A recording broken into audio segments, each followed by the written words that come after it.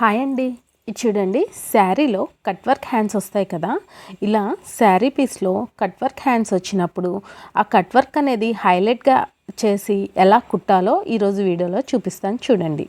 మనం రెగ్యులర్గా హ్యాండ్స్ ఎలా కట్ చేస్తామో లైనింగ్ సేమ్ యాజ్ ఇట్ ఈస్గా అలా కట్ చేసేసుకొని, ఇప్పుడు నేను లైనింగ్ క్లాత్ ఎలా ప్లేస్ చేస్తున్నానో అలా ప్లేస్ చేసుకోవాలి. ఇది చూడండి, బోర్డర్ వరకు ఇలా వదిలేసేయాలన్నమాట.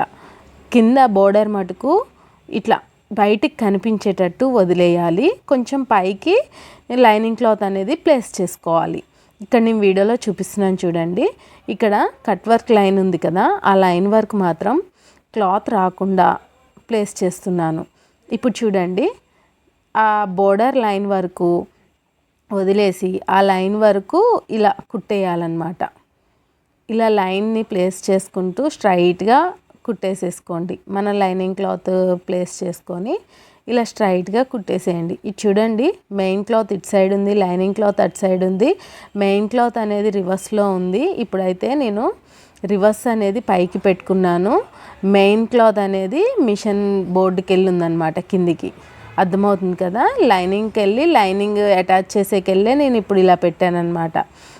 ఇప్పుడు దీన్ని ఇలా తిప్పేస్తాం అన్నమాట. లైనింగ్ని చూడండి, తిప్పేసే పద్ధతిలాగా ఇలా తిప్పేసేయాలి.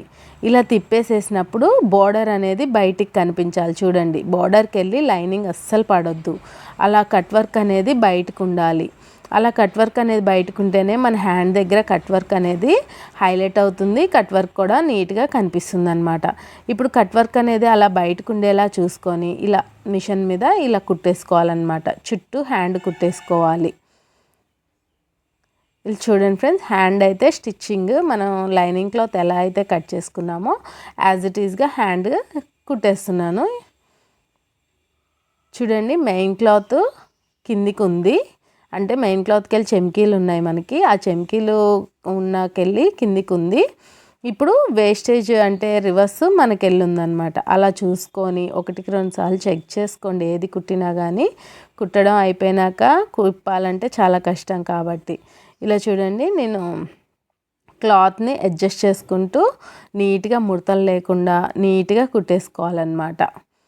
ఇలా క్లాత్ని ఇట్లా కరెక్ట్గా అనుకోండి, ఇలా ప్లేస్ చేసుకోండి. ఎందుకంటే కింద అనేది లూజ్ అయితే మళ్ళీ మన కట్ వర్క్ అనేది క్లోజ్ అయిపోయే అవకాశం ఉంటుంది. అస్సలు లూజ్ అవ్వనివ్వకుండా కరెక్ట్గా ప్లేస్ చేసుకొని పెట్టుకోండి.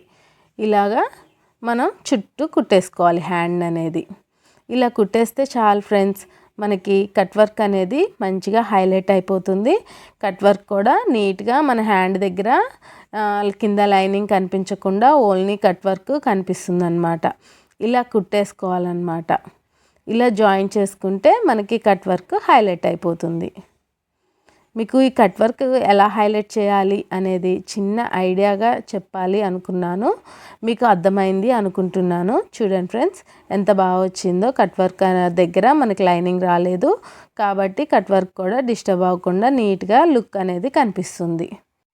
మీకు కనుక ఇంకా కింద టాప్ స్టిచ్ చేసుకుంటే కనుక ఇంకా తొందరగా పిట్లకుండా ఉంటుంది. కొన్ని రోజులు ఎక్కువ రోజులు ఉండడానికి అవకాశం ఉంటుంది. అందుకని కింద టాప్ స్టిచ్ కూడా ఇవ్వడానికి ట్రై చేసేయండి.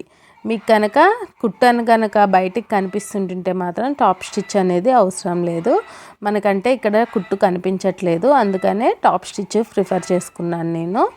ఒకవేళ కుట్టు కనిపించేది ఉంటే కనుక అంటే మ్యాక్సిమం తక్కువ కుట్లతో కుట్టుకోండి. నెట్వర్క్ అట్లాంటివి వస్తే మాత్రం. ఇక్కడ నాకు కుట్టు అనేది బయటికి హైలైట్ అవ్వట్లేదు, కనిపించట్లేదు కాబట్టి టాప్ స్టిచ్ కూడా తీసుకున్నాను. టాప్ స్టిచ్ తీసుకుంటే తొందరగా పెట్టలేదు అనమాట. ఇప్పుడు చూసారు కదా, మనకి కట్ వర్క్ అనేది పర్ఫెక్ట్గా హైలైట్ అయ్యేటట్టు కట్ వర్క్ దగ్గర లైనింగ్ లేకుండా నీట్గా వచ్చేసింది. ఇప్పుడు చుట్టూ హ్యాండ్ అనేది కట్ చేసేసుకున్నామంటే మనకి హ్యాండ్ రెడీ అయిపోతుంది. ఇప్పుడు లైనింగ్ ప్రకారంగా నీట్గా కట్ చేసేసుకున్నాను. చూడండి ఎంత బాగా వచ్చిందో. కట్ వర్క్ దగ్గర లైనింగ్ లేకుండా ఉంటేనే మనకి హ్యాండ్కి ఎక్కించాక సూపర్ లుక్ వస్తుందన్నమాట. ఈ టిప్ కనుక మీకు నచ్చినట్లయితే ఒక లైక్ ఇచ్చేయండి ఫ్రెండ్స్. Thank you.